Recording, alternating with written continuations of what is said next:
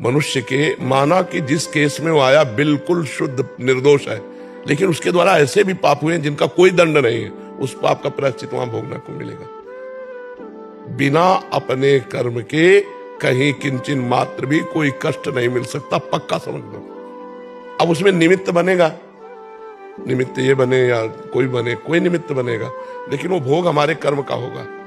जब तक कर्म का भोग नहीं होगा तब तक फंस ही नहीं सकते।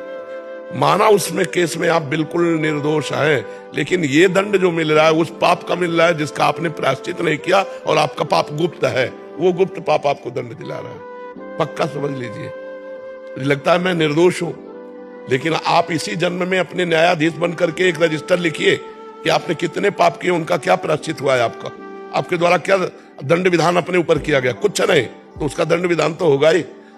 निर्दोष होते हुए भी आपको भोगना पड़ेगा, क्योंकि आपका कर्म है, और कर्म नहीं है तो ऐसा नहीं कि सबको निर्दोष होने पर भोगना ही पड़ता है, फटाक से भी हो जाता है। ऐसा नहीं कि सब एक प्रक्रिया में फंसे दुखाई भोगते रहते हैं, ऐसा भी नहीं है।